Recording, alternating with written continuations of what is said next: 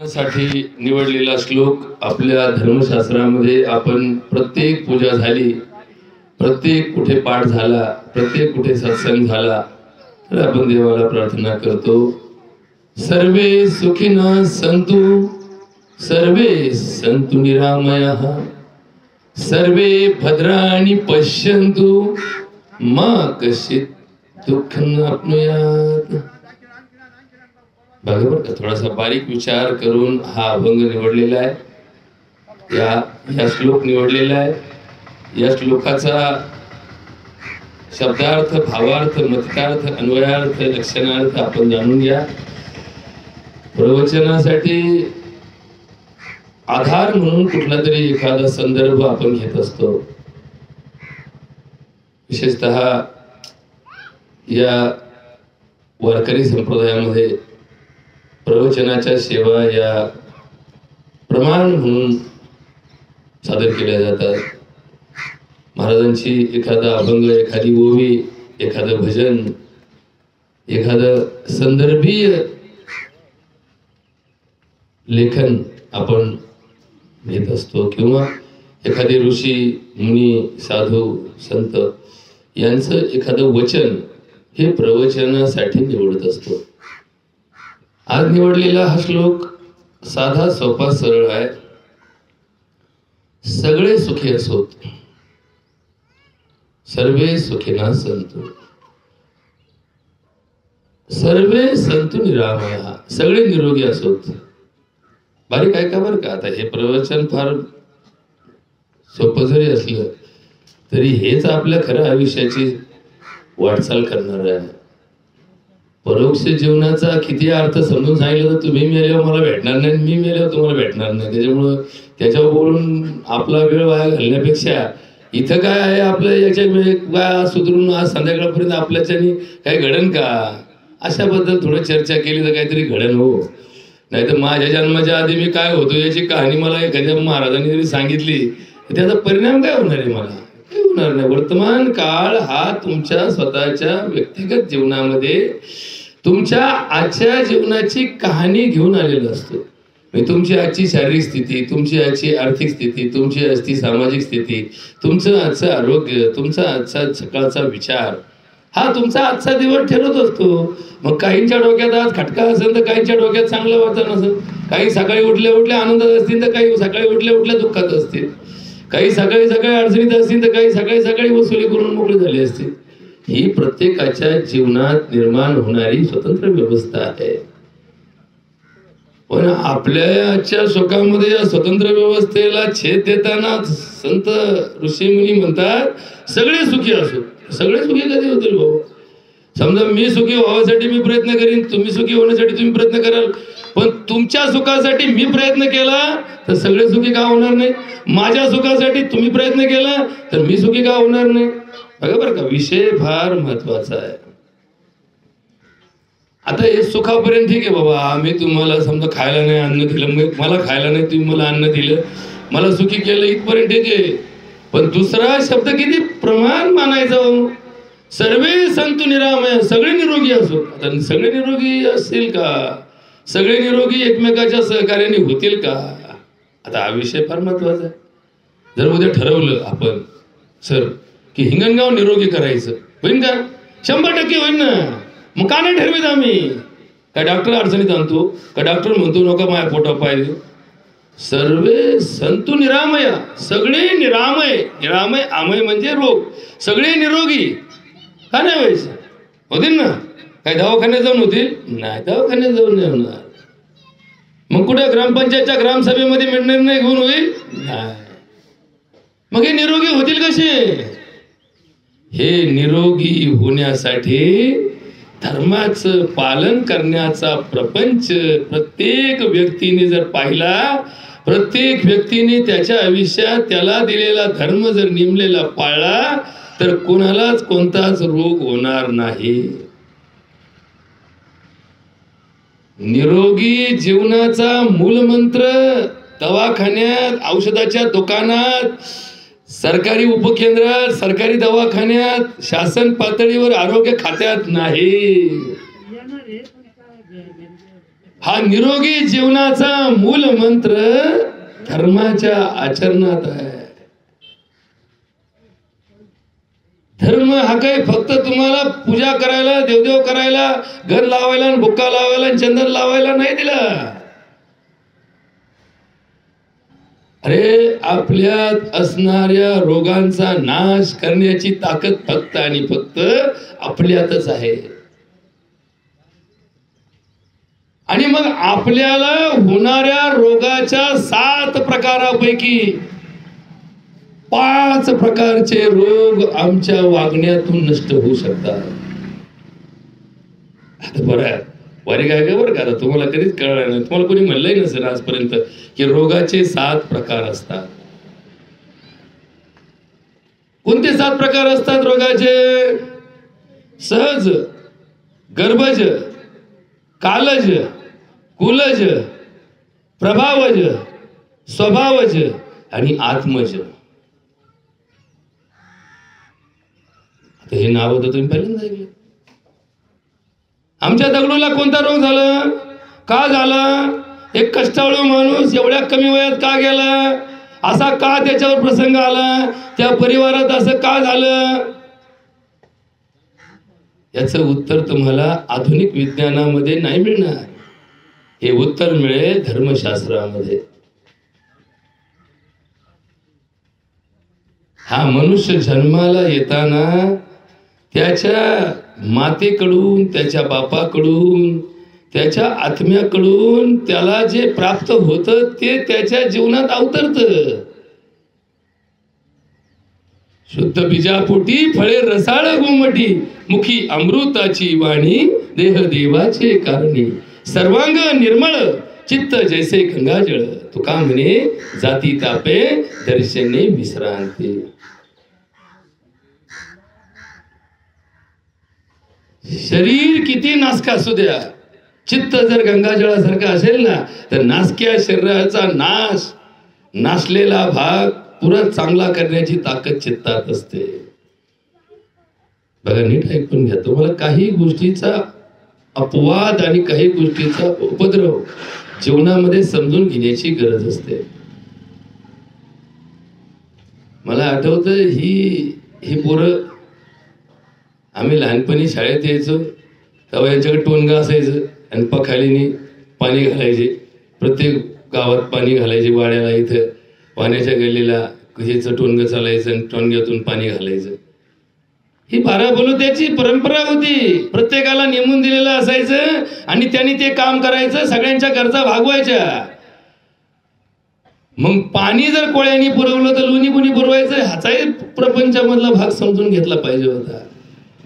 सांभारापासून कुंभारापर्यंत, लवारापासून सुतारापर्यंत या सगळ्या समाजाला प्रत्येकाच्या गरजा भागवण्याची ताकद या गावामध्ये होती आणि आहे.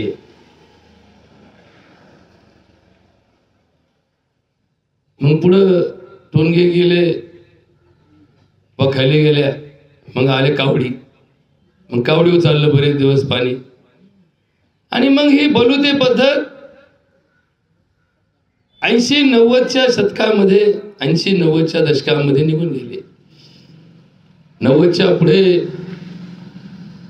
हा गॅट करार आला, ही धवल क्रांती आली.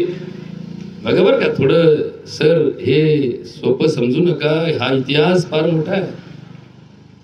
धवल क्रांती आली, हरित क्रांती आली, गॅट करार आला, आंतरदेशीय व्यापार सुरू झाला आणि ही व्यवस्था मोडकळीच निघाली. एकमेकाचा आधार देण्याचा प्रकार संपून गेला. बलुते आणि बलुतेदार यांच्या परंपरा खंडित झाल्या आणि या देशाला अवकळा लागली. ते म्हणाल कशी अवकळा लागली? मुद्दा असा आहे की मला जर 2 रुपये मिळाले तर मी लोकांना 4-4 आणे वाटीन ना, पण मला काहीच भेटलं नाही तरी मला 4-4 आणे वाटायची वेळ आली तर मला काय करावं लागेल? कर्जच घ्यावं लागेल ना. या बलुते पद्धतीमध्ये एक ताकद होती. ज्या धान्याला पिकलं त्याच्याच दारात बोलवतो जाऊन बसायचं. बरोबर का? ज्या धान्याचं खळं चालू आहे आणि त्या खळ्यात मोडान घातलं त्याच खळ्यात बोलवतो जाऊन बसायचं. ज्याच्या वावरात पिकलंच नाही, ज्याच्या वावरात कणीसच नाही, हे वर्षभर बोलू तर म्हणलं नाही की बघ तुम्हाला दर वर्षभर पाणी घातलं ना तर माझं काय सोय, तुम्ही कोणा इकत घ्या मला घाला. नाही नाही नाही नाही. आणि मग त्या काळात एक उपाय समाजाचा फार महत्वाचा होता. एक गुंठाभर जागा सुद्धा पडीक नव्हती गावात. का नव्हती? कारण बलुत्यांना देताना हे सगळे 12 बलुते, आता 12 बलुते हे बारीक बारीक अभ्यासातल्या गोष्टी बरं का. सगळेच बलुते जातीत परिवर्तित नाही बरं का. सगळ्याच जाती बलुत्यात परिवर्तित नाही. काही जाती बलुत्यात आहेत, काही जाती बिगर बलुत्यात आहेत. पण हे 12 बलुते यांना वर्षभर पूर्ण अशी सालचंदी गावानी द्यायची. मग त्याच्यासाठी आमच्या जमीनदारांना प्रत्येक जमिनीचा हिस्सा गोरसण्याची गरज होती. कारण जर पडकाला टाकलं एखादं बेंदातलं वावर तर मग यांना करायचं काय, आणि हे उपाशी राहिले तर आपलं समाधान काय. आणि म्हणून कुणाला गावात उपाशी राहू नये ही व्यवस्था करून ठेवली होती धर्म परंपरेमध्ये. बारीक आहे का आता ही गोष्ट? आता हे कोळी समाजाचं फार छोटस सामाजिक रूप आहे आपल्या देशामध्ये. अख्ख्या महाराष्ट्राची लोकसंख्या 12 कोटी आहे आणि आमचा कोळी समाज फक्त 12 लाख आहे. बरोबर? म्हणजे टक्केवारी जर पाहिली 12 कोटीत 12 लाख म्हणजे 1% समाज फक्त कोळ्याचा आहे. पण यांची इतिहासाची परंपरा फार मोठी आहे. ज्या वाल्याने या समाजाचं नाव बदनाम केलं त्याच वाल्मिकाने या समाजाच्या नावाचा उद्धार केला. बरोबर? ज्या वाल्याने हा समाज बदनाम केला, वाल्या कोळी कुळी एखादं कीर्तनकार जर कीर्तन सांगता वाल्या वाल्या वाल्या म्हणता जर कोळ्या आलाच तर कोळी समाजाची माणसं मनातल्या मनातच कधी राहिला आपल्या जातीचा भाऊ. पण त्याच वाल्याचा वाल्मिक या समाजाने दाखवला. नुसता वाल्मिकच नाही, ज्या व्यासांनी वेद लिहिले ते वेद व्यास कोळी समाजाचे होते. बघा समाजाचा इतिहास पहा. छत्रपती शिवाजी महाराजांचा इतिहास या पराक्रमी समाजाने पुढे नेला. हे महादेव कोळी ही यांची नाव काय महादेवाच्या देवळापाशी राहत होते म्हणून नाही. आपल्या सह्याद्रीच्या खोऱ्यामध्ये महादेव डोंगर नावाचा डोंगर आहे. कोणता डोंगर आहे? महादेव डोंगर. त्या महादेव डोंगरावर राहणारी जमात होती म्हणून याला महादेव कोळी म्हणतात. ही महादेवाची पूजक झाली, पण त्या महादेवाची पूजा करताना छत्रपतीच्या साम्राज्याचं संरक्षण करताना यांचा पराक्रम इतिहासामध्ये नोंदला गेला. म्हणून तर गडावरती कोळी चौथरा आहे. बघा तुम्हाला कोणी जर कधी गेला असाल कुठं तर गडावर जाऊन पहा, कोळी चौथरा आहे. का बरं? त्या चौथऱ्यावर हुतात्मे झाले त्या मुघल काळामध्ये मराठा साम्राज्यांचं वाढलेलं प्रस्थ आणि या कोळ्यांचा असणारा दबाव यावरती त्या मोहिमेमध्ये यांना अनेक ठिकाणी अडचणीला सामोरं जावं लागलं. आमचा भैरू नाईक, तुम्हाला या इतिहासातली या नोंदी कदाचित आपण कधी अभ्यासही करत नाही, कधी विचारही करत नाही. आपलं घेणं काय पडलं, आपला कावळा शिवायची वाट पाहायची, उठायचं आणि निघायचं, याच्या पलीकडे आपलं डोकं आहे. हा समाज गुंफलेला आहे, हा समाज बांधलेला आहे. या गुंफणीमधलं एक जरी पदर निसटला तरी अख्खा समाज निसटून जातो. ही सामाजिक बांधिलकी ज्याला समजली त्याला धर्म समजला. धर्म म्हणजे काय स्वतंत्र व्यवस्था नाहीये का? ब्राह्मणांसाठी स्वतंत्र व्यवस्था, मराठ्यांसाठी स्वतंत्र व्यवस्था. अरे ब्राह्मण फार हुशार असेल पण कोळ्यांनी जर पाणी घातलं नाही तर काय पिना. जर मारवाडी फार पैशावाला असेल पण सांभाराने चप्पलच नाही तयार केलं, याच्या बापाने चप्पल तयार केलं कधी? नीट ऐकून घ्या, हा समाज एकमेकावर अवलंबून आहे. मराठा भरपूर मोठा पसारा घेऊन शेती करत असेल पण स्वतःचं नेटच गावात नसेल तर काय करीन? काय करीन ना? याच्या गावात जर दोऱ्या वाळणारा इथं कोणी नसेलच, चांबडी कमवणारा कोणी नसेल तर हा काय करील? अनवाणी फिरेन? कायला स्वतःचा कारखाना टाकता येईल? नाही. हे एकमेकावर अवलंबून आहे. इथं उच्च नीच कोण नाही. जय बोलो सत धर्मो की, जय बोलो सत कर्मो की, जय बोलो मानवता की, जय बोलो सत जनता की. हम सब कष्ट उठाएंगे, सब मिल सुख पाएंगे, सब मिल प्रभु गुण गाएंगे. पिछड़ी कौन जाति हो, सबकी सब पर प्रीति हो, देश धर्म में नीति हो, हम सत के ही साथी हो. उंच नीच कोणीच नसतं. हा उंच नीचपणा आम्ही आमच्या स्वार्थासाठी प्रगट केला. आम्ही उच्च म्हणताना दुसऱ्याला नीच लेखण्याची वृत्ती आमच्यात निर्माण झाली, म्हणून आम्ही आजे तुझे भाव करून गेलो. या समाजाचं वैशिष्ट्य आहे. या समाजाच्या रोगराई मुक्तीसाठी दवाखान्याच्या आधी वरसुबाईची पूजा करण्याची पद्धत आहे. आता एक मला माहिती असेल का नसेल मला माहित नाही, पण या समाजाच्या इतिहासामध्ये वरसुबाई ही या डोंगरामध्ये राहणारी देवी आणि हिची प्रसन्नता ही निरोगी जीवनाचा मूलमंत्र आहे. ही हिची ताकद आहे.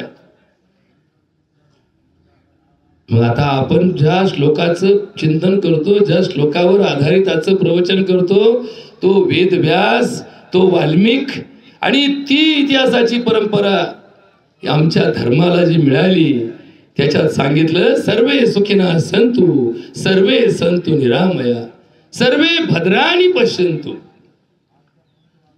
आता हे वाक्य फार महत्वाचं आहे बरं. कसं भद्राणि पश्यन्तु. आता भद्र शब्द नाही ऐकला आपण कधी, पण अभद्र शब्द लय वेळा ऐकलं ना आपण. अभद्र बोलू नको, अभद्र बघू नको. भद्राणि, भद्र म्हणजे चांगलं, अभद्र म्हणजे वाईट. सर्वे सगळेजण, भद्राणि म्हणजे चांगलं पाहून द्या ना. सगळ्यांच्या नजरा चांगल्या असू द्या. आपण म्हणतो त्याची नजर वाईट आहे, त्याची वासना वाईट आहे, त्याची नजर पडली ना ती गोष्ट वाटोळ होते. याच्या नजरेत हा दोष. डोळ्यात दोष असतो का? आपण मोतीबिंदू पाहायला गेलो तर डॉक्टर म्हणतो नाही हो मोतीबिंदू नाही, तुला दिसायला चांगलं दिसत, तुला चष्म्याची गरज नाही. पण याच्या नजरेत जो दोष आहे, याची नजर वाईट आहे, हे कोणत्या डोळ्याच्या डॉक्टरला कळणार नाही बरं का. तिची नजर वाईट आहे का चांगली. आपण म्हणतो ना याची तिरकी नजर आहे. आता तिरकी नजर म्हणजे काय? मागा बघतो का? नाही. नजर मग सगळे, डोळे मग सरळ आहे. पण तिरकी नजर म्हणजे काय? याच्या नजरेत ज्या विचाराने पाहण्याची पद्धत आहे ती तामशी आहे, ती राजस आहे, ती वाईट आहे, वृत्ती वाईट आहे. आणि या वृत्तीचा नाश केला की सगळेजण काय करतील? चांगलं पाहतील, चांगलं दिसेल त्यांना. प्रत्येकात चांगलं पाहण्याची सवय लावा. ही सवय कोण लावील? ग्रामपंचायत लावील का? ग्रामसभा लावील का? नाही. ही सवय लावील धर्म परंपरा. चांगलं पाहावं. एका ग्लासामध्ये अर्धा ग्लास पाणी भरलेलं आहे ना. 2 मुलांना बोलवलं, सांग बरं काय दिसलं तुला? एक मुलगा म्हणला सर अर्धा ग्लास भरलेला आहे. दुसरा मुलगा म्हणला सर चुकलं, याचं अर्धा ग्लास रिकामा आहे. बरोबर का? उत्तर काय? दोघांचं उत्तर चुकलं का? नाही. पण दृष्टिकोन काय? एकाला भरलेला दिसला, एकाला रिकामा दिसला. उत्तर चुकलं नाही, पण दृष्टिकोन चुकला का नाही? दृष्टिकोन नेहमी सकारात्मक ठेवायचा असेल तर धर्म परंपरा आणि धर्मात दिलेलं तत्व. धर्म शाश्वत आहे. धर्म नेहमी वाईटातून चांगलं पाहण्याचा दृष्टिकोन ठेवतो. अरे गेला पती, तरुण वयात गेला, पण याच्यात अजून वाईटात वाईट चिंतन केलं असतं, असा वर्षानुवर्ष अंथरुणाला खेळून राहिलेला पती सांभाळायची हिंमत होती का आपल्यात? हा विषय सुद्धा समजून घेण्याची गरज आहे.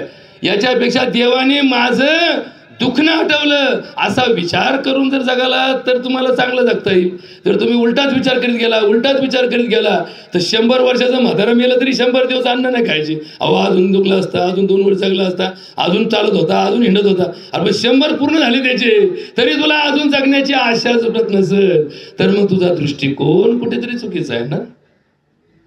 सर्वे भद्रान पश्यन्तु. सगळ्यांना चांगलं दिसो. प्रत्येक माणूस भेटल्यानंतर त्यातले चांगले गुण तुम्हाला दिसावेत. तुम्हाला त्यातले वाईटच दिसत असतील तर तो दोष त्या व्यक्तीचा नाही, तुमच्या दृष्टीचा आहे. बरं, दृष्टी आणि दृष्टिकोन बरोबर का, हा एक महत्वाचा विषय. दृष्टी आणि दृष्टिकोन. आपल्या भूगोलामध्ये आपण कोण शिकलो? त्रिकोण, चौकोन, षटकोन, अष्टकोन, बहुकोन, हे सगळे कोण शिकलो. पण आपल्या पुस्तकात सर दृष्टिकोन नव्हता शिकवला कोणला. हा दृष्टिकोन कुठे शिकला जातो? या व्यासाच्या गादीवर. जी गादी आज व्यासाने या जगातल्या सकल समाजाच्या कल्याणासाठी खुली केली, या व्यासाच्या गादीचा व्यास, ज्याचं नाव वेदव्यास होतं, तो कोळी समाजाचा होता. बरोबर का. आता याच्या पलीकडे काय तुम्हाला या जातीचे गुणगान सांगत बसू.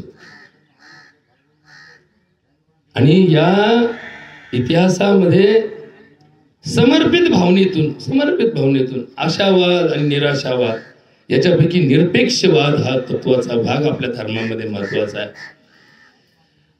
आम्ही आज विचार करतो की काहीतरी भेटलं पाहिजे, काहीतरी भेटलं पाहिजे. उगाच विनाकारण काय जायचं कुठं, काहीतरी भेटलं पाहिजे. समजा ज्याच्याकडे जायचं तो माणूस भेटला पाहिजे. आता आपण जायचो आणि भेटायचंच नाही.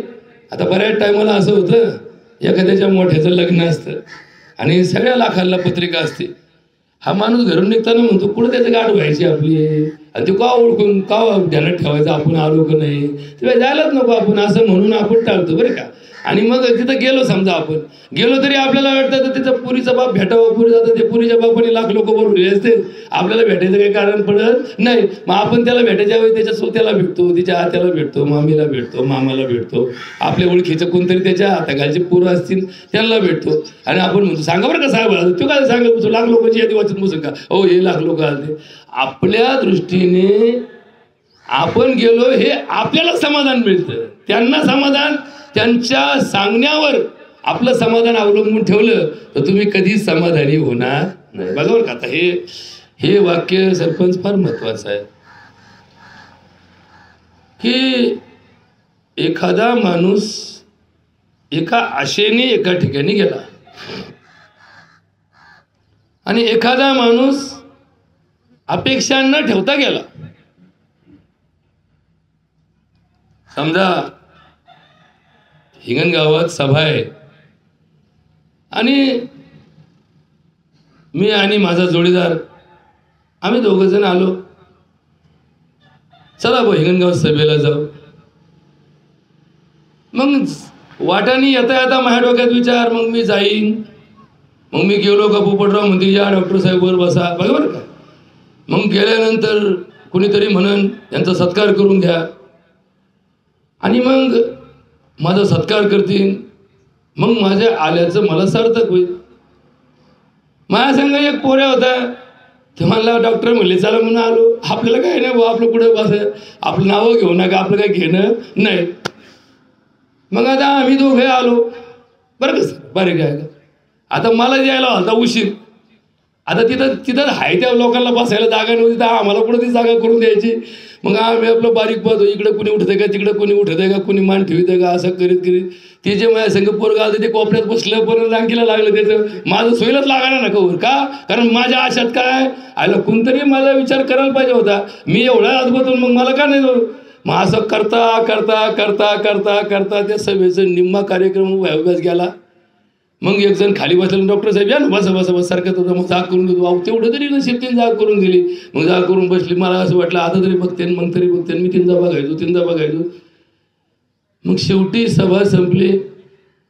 ज्याने ठेवली होती, ज्याने निमंत्रण दिलं तेव्हा डॉक्टर साहेब लवकर ते यायचं राव, आम्ही किती वाट पाहिली तुमची. मी म्हणलं मग जेव्हा आलो तेव्हा तू काय केलं बघा बरं का म्हणून. मग आम्ही दोघंही सगळं कार्यक्रम संपल्यावर घरी गेलो. तेव्हा म्हणलं लय भारी सभा झाली. कोण म्हणला जोडीदार माझं व्हायला लय भारी झाली सभा. काय भारी झाली, काय करते होती. मी म्हणलं काय भारी गेली, यायला मला कुणी विचार केला नाही का बरं, कारण मी काय केली आशा ठेवली आणि त्यांनी काय केली निरपेक्ष वृत्तीने गेला, त्याला कधी दुःख वाटलं नाही. मग आशा माणसाला दुःखी करते, आशा माणसाला दुःखी करते आणि मग आशावाद माणसाला नैराश्य तयार करतो. बघा बरं का, आता हे वाक्य तुम्हाला समजलं पाहिजे. नैराश्य कुणाला येतं? नैराश्य त्याला येतं की ज्याने उद्घाटन आशेने केलं. एखादा मुलगा शाळेमध्ये जातोय. आता हे वाक्य सुद्धा सर पिढ्यानपिढ्यामध्ये बदलत चाललं बरं का. गेल्या पिढीमध्ये बाप शाळेत यायचा आणि म्हणायचा, गुरुजी याला काय येत नाही, याला चौथीत ठेवा, याला काय 5वीत पाठवता, हे कच्च आहे अजून, बघा बरं का, कच्च आहे अजून. कोण म्हणायचं? बाप सरळ सांगायचा. सर म्हणायचं बरोबर आहे तुझं, पण कायला वर्ष वाया घालतो आपण, त्याची सुट्टीत सुधारणा करून घेऊ. अहो हे माठं काय सुधारायचंय, याला अख्ख्या वर्षात सुधारणा आली, तुम्ही मध उन्हाळ्यात करतो, पण प्रयत्न करतो, मग प्रयत्न करतो म्हणायचे. आणि सर उन्हाळ्यामध्ये गुरुजी त्याच्याकडे बोलून शिकवणी करून त्याच्याकडून तयारी करून घ्यायचे. आणि जूनमध्ये आधी मराठी शाळा उघडायची आणि मग 15 दिवसांनी हायस्कूल उघडायचं. का बरं असं केलं? का बरं असं केलं? त्याचं कारण असं आहे की मराठी शाळेतला माल हायस्कूलला पाठवताना पुन्हा तपासणी करून पाठवावं लागत होतं, पुन्हा तपासणी करून. आणि मग जूनमध्ये 1 तारखेला ज्यावेळी दाखले काढायला जायचं तेव्हा गुरुजींनी त्या पोराच्या बापाला दाखवलं, बघ तुझ्या पोराचं काही येत नव्हतं ना, बघ सुट्टीत त्याची तयारी करून घेतली. आणि मग ते पोराचं बाप म्हणायचं, बरोबर तुम्ही म्हणतात तर बरं का, नाही तर माझी इच्छा नाही याला वरच्यावर. म्हणजे आमचं पोरगा अजून खाली ठेवा पण पक्का करून वर पाठवा. त्याच्या उलट आता हे पोरग वर्षातले 12 महिन्यातले 8 महिने घरीच असतं, तरी बाप येतो, हा माझ्या पोरं नापास करता, तुम्हाला लाज वाटली पाहिजे, माझं नुकसान करता. अरे नुकसान पासात आहे, नापासात नाही. लक्षात ठेवा, हा कच्चा माल जर कच्चा राहिला तर पुढे त्याची प्रक्रिया थांबते, पुढे त्याची प्रक्रिया थांबते. तुकडोजी महाराज म्हणतात, चुकलिया चुकत जाते, काही केल्या सुधरे नाते. बरोबर का? एखादी चूक लहानपणी जर आपल्याकडून घडत असेल तर ती चूक भविष्यात कधीच सुधारत जात नाही. आपलं अक्षराचं वळण लहानपणी चुकीचं लागलं ना, आयुष्यात अक्षर सुधारत नाही कधी. बरं का? कधी कोणी असू द्या, किती विद्वान असू द्या, किती विद्वान असू द्या, लहानपणी त्याच्या अक्षराला लागलेलं वळण हे आयुष्यभर तसंच राहतं. म्हणून लहानपणी अक्षराच्या वळणाकडे लक्ष द्या. त्याला अक्षर समजलं का नाही याच्याकडे लक्ष देण्यापेक्षा त्याचं वळण कसं आलं त्या वळणाकडे लक्ष द्या. लहानपणी झालेलं पाठांतर आयुष्यात माणूस कधी विसरत नाही. बरोबर का? हे वाक्य सुद्धा महत्वाचं आहे. आणि तरुणपणी केलेलं पाठांतर थोड्या दिवसात जर पुन्हा उजळणीत आलं नाही तर विस्मरणात जायला वेळ लागत नाही. आता हे चिंतन थोडंसं महत्वाचं आहे. या श्लोकामध्ये सुखी, निरोगी आणि चांगल्या नजरेने पाहणारा समाज जिथं असतो तिथे स्वर्ग असतो. आणि दुःखी, रोगी आणि वाईट नजरेने पाहणारा समाज जिथे असतो तिथे नरक असतो. बघा, स्वर्ग आणि नरक हे एकाच देवाने तयार केलेले 2 चिंतन आहेत. स्वर्गातही मातीच आहे, नरकातही मातीच आहे. स्वर्गातही राहायला जागा आहे, नरकातही राहायला जागा आहे. स्वर्ग नरकातला फरक काय? आता हे स्वर्ग रूप असणाऱ्या हिंगणगावला थोडं इतिहासाची परंपरा आहे. म्हणून या गावाचं वैशिष्ट्य आहे की इथं हे सगळे टिकले. इतर गावामध्ये गाव सोडताना कोणाला वाईट वाटत नाही, पण या गावातला आजही मुलगा गाव सोडून जर दुसऱ्या गावात राहायची वेळ आली तर त्याला वाईट वाटतं. हे गोष्ट खोटी नाही बरं का सर. हे काय तुम्हाला तुमच्या गावची स्तुती म्हणून नाही सांगत. आता माझ्याकडे 1000 गावचे लोक माझ्याच गावचे म्हणून मी सांभाळतो. इतर गावामध्ये गावातला अटॅचमेंट, गावाची आपुलकी आणि गावाबद्दलची जी ओढ आहे ही माझ्या अभ्यासात हिंगणगावकरांची सगळ्यात जास्त आहे. की काही झालं तरी ओढ मात्र गावची. नोकरीनिमित्त बाहेरगावात गेले, पार लांब गेले, परदेशात गेले, पण ही ओढ मात्र कधी सुटली नाही. आमच्या गावातले तर कित्येक लोक विस्थापित झाले, ते परत गावचं नावं घेत नाहीत. आता जर कुठं भेटले तर ते विसरून गेले, ते आमचा आज होतं बरं का तिथं. पण इथं तसं नाही. इथं कोणत्याही जातीचा, कोणत्याही धर्माचा, कोणत्याही पंथाचा, कोणत्याही पक्षाचा कोणताही माणूस जगात कुठे गेला तर या हिंगणगावचा नागरिक म्हणून त्याला त्या व्यक्तीबद्दल आपुलकी आणि प्रेम निर्माण होतं आणि तो ओलावा टिकून ये. आता ते ओलावा शब्द जो आहे ना, हा ओलावा शब्द काय पाण्यात नसतो, ओलावा अंतःकरणामध्ये असतो. अंतःकरणाचा ओलावा या गावचा आहे, म्हणून या गावाला विशेष महत्व आहे. तुम्हाला मगाशी सांगितलं की 18 पगड जाती आणि 12 बलुती याच गावात जिवंत आहेत. याच गावात अजून तुम्हाला कोळी दिसेल, याच गावात तुम्हाला साडी दिसेल, याच गावात तुम्हाला माळी दिसेल. जरी आज तुम्हाला इथं प्रत्यक्षात खाणेसुमारीत येईल काही काही लोक दिसत नसले तरी या गावात ते आहेत. या गावात त्यांचं अस्तित्व होतं आणि या गावाने ही परंपरा टिकवून ठेवली. कारण या गावाची वेश ही या गावचं पहिल्यापासून वेशीच्या आत आणि वेशीच्या बाहेर ही समस्या या गावाने पहिल्यापासून गावाचा नकाशा तयार करण्यापासून गाव विश्वाचा नकाशा, गावावरून देशाची परीक्षा, गावची भंगता अवदशा येई देशा, गावा गावासी जागवा, भेदभाव समळ मिटवा, उजळा ग्रामोन्नतीचा दिवा तुकड्या म्हणे.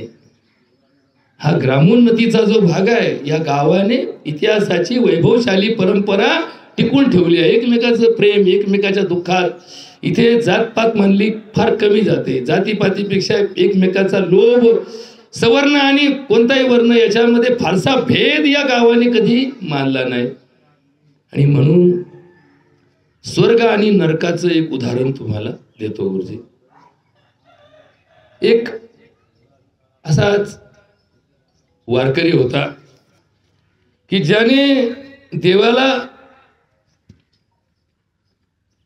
नामस्मरण करून करून करून करून देवाला प्रसन्न केलं. देव प्रसन्न झाले. देव प्रसन्न झाल्यानंतर त्याचं काय, देवाचं जी प्रसन्नता म्हणजे जगात काय कोणत्या एखाद्या नेत्याची प्रसन्नता नसते. देवाची प्रसन्नता म्हणजे की देव अशी गोष्ट आहे की जी कुणालाही काही कधी देऊ शकते, ती देव म्हणतात. अंगी दैवत संचरे, मग तिथे काय हो रे. मग देव प्रसन्न झालेल्या त्या माणसाने देवाला मागणी केली. देवा, लोक म्हणतात की मेल्यानंतर स्वर्ग दिसतो, मेल्यानंतर नरकात जावं लागतं, मला जिवंतपणे दाखवतो का हे सगळं. म्हणजे मला तरी वाटन की काय नेमकं प्रक्रिया आहे. आता देवानी सांगितलं, भाऊ बरोबर तुझं म्हणून, तुला जर पाहायचं असेल तर चल माझ्या संग, फक्त एकच अट आहे भाऊ, फक्त पाहायचं मागे यायचं, तिथे काय तुला राहायला जागा वेगळा भेटणार नाही. मेल्याशिवाय तुला स्वर्ग दिसणार नाही, भेटणार नाही. मेल्याशिवाय तुला काही प्राप्त होणार नाही. जिवंत आहे ना तू, फक्त पाहून ये भाऊ, आपल्याला काय करावं लागेल ते. मग त्या देवाने त्या माणसाला स्वर्गात नेलं. तो म्हणला स्वर्गात आधी कशाला नेतो, आधी नरकात घेऊन जा, खालून वर जाऊ ना आपण, खाली जाऊ आधी, खालून वर जाऊ आपण. मग त्याने आधी नरकात नेलं. सरपंच तिथं अशी पंगत बसली, तिकून लोक बसले, इकून लोक बसले, असे आत्तराचा घमघमाट, उदबत्त्याला नरकात बरं का, उदबत्त्या लावलेल्या, ह्या पाची पक्वानं वाढलेली. सर असे भारी भारी आयटम वाढले, हे आयटम आपण पाहिले पण नाही, असे गावरान तुपातले आयटम वाढलेले सगळीकडं. हा मला नरकतले भारी दिसतोय राव, तू म्हणतो नरकतले बेकार काम चाललं. तेव्हा फक्त पान तू राव, सगळ्यांचे ताटं वाढलेले, पण सगळ्यांच्या हाताला एवढे लांब लांब जे आपण चिक हाटेतो ना, ते चाटू, असे चिकाचे चाटू बांधलेले एवढे लांब लांब. ते चाटू घेतला का, ते ताटात घातला का, ते तोंडातच आहे ना, असा केला कधी इकडं जायचं, असा केला इकडं जायचं, वाढून तर मग ठेवले, पण तोंडात आणि पोटात काही जाय ना. ते लोक आपल्या हातबाईचे धरायचा, हात घे, असं असं कर, असं कर, इकून घाल तिकून घाल, आजू कटाळे, पण पोटात घास ताई आणि तोंडात एक शीत जाय ना. मग देव म्हणला, बघितलं का, बघितलं का पाची बागवान, बघितलं का नरक आला. म्हणलं कमतरता काहीच नाही राव म्हणला इथं, पण काय आता तू म्हणतो तर जाऊ दे बघा. त्या माणसाला त्यांनी नरक दाखवला आणि मग म्हणला चल स्वर्गात जाऊ. स्वर्गात पण देवानी त्याला नेलं, पुढे नेलं, पंक्तीलाच नेलं. स्वर्गातही गेला, स्वर्गातही अत्तराचे सगळे फवारे मारलेले, सगळीकडे सुवासिक उदबत्त्या लावलेल्या, सगळीकडे रांगोळ्या काढलेल्या, सगळीकडे चांदीचे ताटं, सोन्याचे पाट आणि सगळीकडे लोक बसलेले जेवायला. तिथेही पाची पाकवानं वाढलेले, आटम हेच होते, आचारी तेच होता, आटम तेच होते, वाळपे तेच होते, सगळं वाढलेले ताटं. यांच्या हाताला दांडे बांधलेले होते, यांच्या हाताला चाटू बांधलेले होते. फक्त फरक काय होता सरपंच, या ताटात जेवण कोणाला कमी पडत नव्हतं, कारण माझ्या ताटातलं भरून मी समोरच्या ताटात तोंडात घालायचो बरं का. आणि समोरचा काय करायचा, त्याच्या चाटूच भरायचा आणि माझ्या तोंडात घालायचा. दोघे पोटभर जेवले का नाही. मग जी उपाशी का राहिले नरकातले लोक, उपाशी म्हणजे त्याला लावून मला भेटतं की नाही बघा, ते हात घालायचे. मग त्यांना ही आयडिया का नाही आली, त्यांना त्यांचंच भलं करायचं होतं. लोकांचं भल्यात आपलं भलं आहे असं ज्याला वाटतं त्याला स्वर्ग म्हणतात. आणि लोकांचं वाटलं का व्हायना पण माझं भलं व्हायला पाहिजे असा विचार जिथं असतो त्याला नरक असं म्हणतात. बरोबर का. आता ही भावना स्वर्ग आणि नरकाची वस्तुस्थिती जसं काय, इथे वस्तू बदलत नाहीये. तेच पाणी स्वर्गात असेल तर निर्मळ करतं आणि तेच पाणी नरकात असेल तर निर्मळ गोष्टी वाईट करतं. याच्यामध्ये ही फार मोठी शोकांतिका आहे. आणि म्हणून स्वर्ग ही परंपरा आपल्या धर्मामध्ये या भूतलावर संस्कृतीमधला भेद दाखवणारी आहे. आता थोडासा विचार जरा नवीन आणि तुम्हाला पहिल्यांदा समजून घेण्याजोगा आहे म्हणून सांगतो की सकल सनातन धर्मामध्ये जी रचना आहे, भौगोलिक रचना, सप्तद्वीपाची, त्रिभुवनाची आणि 14 मजलेची. आता ही काय भानगड आहे. 14 मजले आपण त्रिभुवन पाहिलेत, स्वर्ग, पृथ्वी आणि पाताळ. 14 भुवन आहेत, 14 भुवन. आता हे याला 14 तल म्हणतात. भूतल, पाताल, स्वर्गतल. आता याच्यातला एक शब्द आपण नेहमी वापरतो बरोबर का सर, की तो माणूस रसातळाला गेला.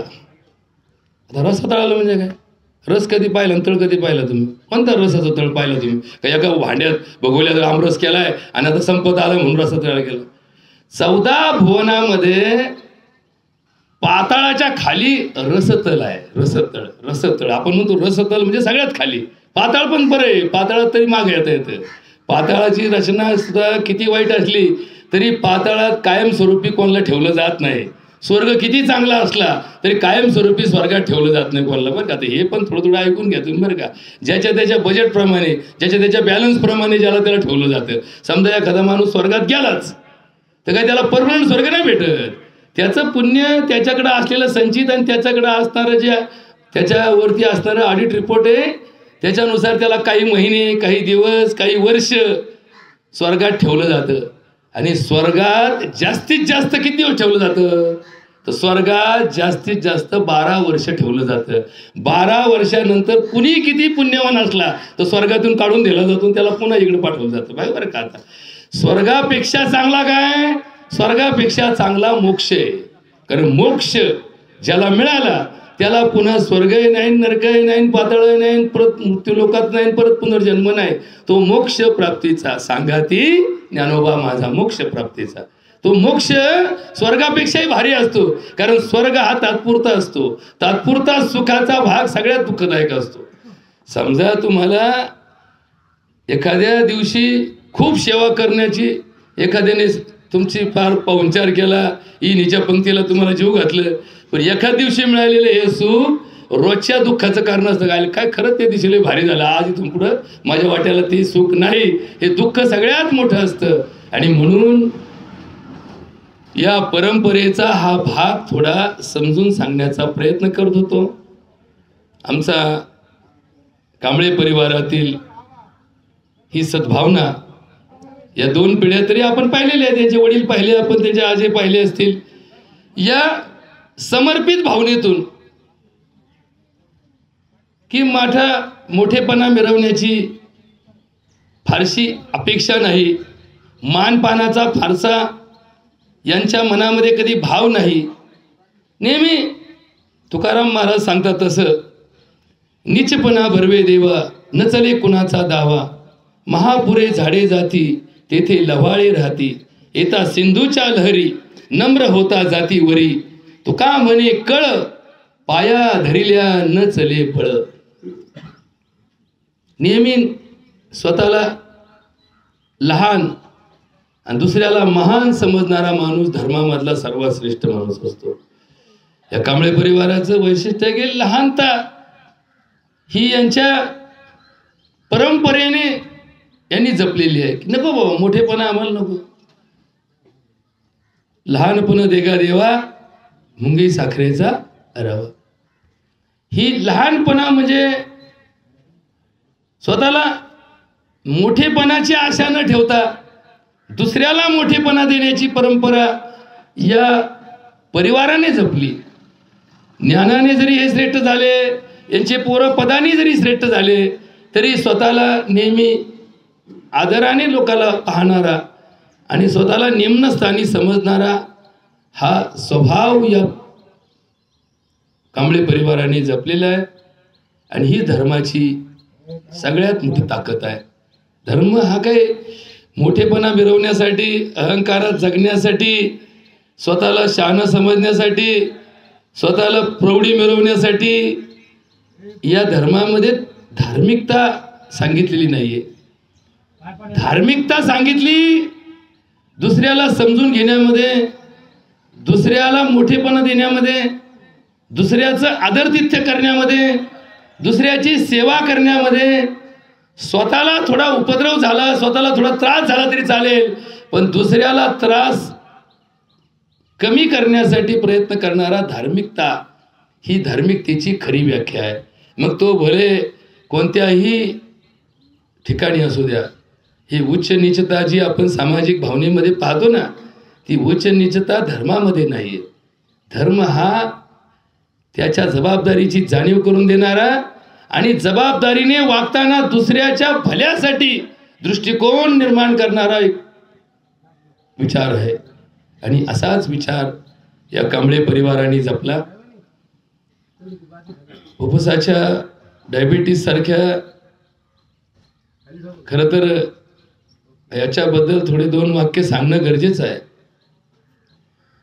की डायबिटीस आजार एवढा का वाढला. आज हा आमचा माणूस गेला, याचं वय काय आमच्यापेक्षा लहान होतं, पण याला डायबिटीस होता, याला ब्लड प्रेशर होता. एवढ्या लहान वयात शेळ्या भाकरी खाणाऱ्या माणसाला, कष्ट करणाऱ्या माणसाला, याच्या आईवडिलाला डायबिटीस नसताना याला डायबिटीस झाला. हे जे चित्र आहे ना, आता हे श्लोक तर निवडला, सर्वे सुखिनः सन्तु सर्वे सन्तु निरामया, आणि माणूस तर डायबिटीसने गेला. बघा बरं कसं. आता हे डायबिटीसचं जे दुखणं आहे ना सरपंच, याच्यावर 4 वाक्य जरा खरंच ऐकून घ्या. आपल्या धर्मामध्ये हा रोग फक्त बुद्धिजीवी माणसाला होणारा सांगितलेला आहे. शारीरिक कष्ट ज्याला होतात त्याला हा रोग होत नाही असं लिहिलेलं आहे. कष्ट म्हणजे सकाळपासून आदबणाऱ्या माणसाला, कष्ट करणाऱ्या माणसाला हा रोग होत नाही. मग आता आम्हाला सगळ्यांनाच हा रोग, कोणत्याही जातीचा डायबिटीस दिसेल तुम्हाला, कोणत्याही पगारात जा तुम्हाला डायबिटीस दिसेल, कोणत्याही बुद्धिमान माणसाला पहा डायबिटीस दिसेल, कोणत्याही पैलवान माणसाला पहा डायबिटीस दिसेल. तर डायबिटीस हा रोग नाही असं पुस्तकात लिहिलेलं आहे. डायबिटीस ही प्रवृत्ती आहे. आणि डायबिटीस टाळायचा असेल, आता बघा बरं का, जाऊ दे गेले कांबळे पाटील गेले, मधुमेह टाळायचा असेल तर 4 वाक्य मी सांगतो ते आयुष्यात लक्षात ठेवा. तुम्हाला जर ज्वारी खायची असेल, आता ज्वारी विकायची असेल तर तुम्ही तुमच्या पद्धतीने चालू द्या. तुम्हाला ज्वारी खायची असेल तर आजही मी तुम्हाला प्रामाणिकपणे सांगतो की ती ज्वारी तुम्ही जिरायतातली खा, बागायतातली खाऊ नका. ती ज्वारी तुम्ही परंपरेप्रमाणे आळाशा काढून वावरात ठेवा. मुरलेल्या जेव्हा आळाशा आवळतील तेव्हा त्याच्या पेंड्या बांधा आणि तसंच घरी आणा. घरी आणल्यानंतर ज्या टायमाला मोडान घालण्याजोगं कंस होतील, आता नीट ऐका बरं कसं मी जे सांगतो ते काय तुम्हाला कुठेतरी चुकीच्या मार्गाने जीवनाचा मार्ग असा नाही. ही ज्वारी त्या दिवशीच कसदार होते ज्या दिवशी तिचं कणीस मोडण्याजोगं होतं. आपले बापदादे का येडे होते का मोडून घालायला? त्यांनी मोडान का घातले? कारण त्या ताटातला कस 3 आठवड्यापर्यंत त्या ज्वारीमध्ये जात असतो. आणि आपल्याला 3 मिनिटात काटून घेतो आपण. लस काय खून केलाय आपण एखाद्या ते कंसाचा खून केल्यावर आपण काटाकट काटतो का लगेच कार्यक्रम. आता तर काय कार्यक्रम फायनल ना आपल्याला काय लिहायचं 4-4, 5-5 दिवस. आता कोणाची सुगी चालत नाही. आता तर हार्वेस्टरने तर घंट्यात मोकळं करतो बरं का. मग ज्या वेळेस ती ज्वारी काटायजोगी नाही तर मोडायजोगं कणीस होईल. मोडायजोगं मोडान घातलं ना आपण. का बरे मोडून घालतो ते? कारण मोडान करण्याजोगं कणीस म्हणजे त्याचे ताट वाळलं, त्याची काडी वाळली, वाळल्यानंतर त्या अख्ख्या ताटातला कस ते ज्वारीत होतो. आणि मग आज कोणाचं काही दुखत असेल ना तर मग पांडू सरपंच लोक म्हणतात हायला धान्य तर भरपूर झालं पण कस नाही. मग कस कुठे गेला? कस ताटात गेला. कस कुठे गेला? ताटात गेला. कंसात का आला? कंसात आलं भुसकाट. कंसात गेला कस. कंसात ना राहिलं जीवनसत्व. कंसात ना राहिलं इन्सुलिन. आणि म्हणून डायबिटीजची उत्पत्ती वेदशास्त्रामध्ये सांगितली. वेदात काय सांगितलं? अस्या सुखम स्वप्न सुखम दधिनी नवान्न पानम गुड वैकृतम च मधुमेह हेतू सर्वकृच सर्वम. आता बघा हे तर वाक्य आहे का? एवढं जाऊ दे कावळा शिवला. हे तर वाक्य आहे का? जो माणूस खाण्याचं सुख म्हणजे जगातलं सगळ्यात मोठं सुख समजतो त्याला डायबिटीस होतो. अस्या सुखम. जो माणूस झोपेसारखं सुख कशात नाही म्हणून दिवसा झोपतो त्याला डायबिटीस होतो. जो माणूस नवीन धान्य खातो त्याला डायबिटीस होतो. आता आपण किती जण जुने धान्य खातो? नव्याची पुनव का घातली दादा? नव्याची पुनव काय असते माहिती का? नव्याची पुनव धान्य साठवून ठेवण्यासाठी असती, धान्य खाण्यासाठी नसती. म्हणून नव्याच्या पुनवाला घुगऱ्या करून खातात. बरोबर आहे की नाही? घुगऱ्या करून खातात. का बरं घुगऱ्या करून खातात? पीठ म्हणून का नाही खात? कारण घुगऱ्या करून खाल्ल्यानंतर ते धान्य शिस्त का नाही ही तपासणी टेस्ट आपण म्हणतो. टेस्ट घेतली, याची परीक्षा घेतली. त्या धान्याची परीक्षा घ्यायची. त्याच्या घुगऱ्या जर शिजल्या तर ते धान्य खाण्याच्या लायकीच आहे असं समजून कणगी भरून ठेवायच्या. आणि मग नव्याची पुनव झाली का कोणतं धान्य काढायचं? गेल्या वर्षीची कणिक यंदाच्या वर्षीपासून खायला चालू करायची. करा ना असं. बघा ना तुम्ही, लावा ना कणगी. बघा ना, जर झाला रोग तर काय बघू काय करायचं. पण खायचंच नाही, करायचंच नाही. गॅस शुगर या तू जेवण झालं होतं 2 घंट्यांनी, जेवणाच्या आधी 2 घंट्यांनी. या पिढ्या आम्ही इतकी मोठी या धर्मात या पिढीने एवढी हानी करून ठेवली की तुमचे पोरं नातू जरी चांगले वागले तरी तुमच्या डायबिटीस पासून 7 पिढ्या मुक्त होणार नाहीत. बघा लक्षात ठेवा. ही असणारी शोकांतिका थांबवली पाहिजे. आणि म्हणून काही धर्माचं पालन आमच्या शास्त्राने सांगितलं ते योग्य होतं. आमच्या शेती व्यवसायामध्ये आमच्या बलुतेदारामध्ये असणारा समन्वय हा आमच्या धर्मातल्या सुखाची सगळ्यात मोठी ताकद होती. असो.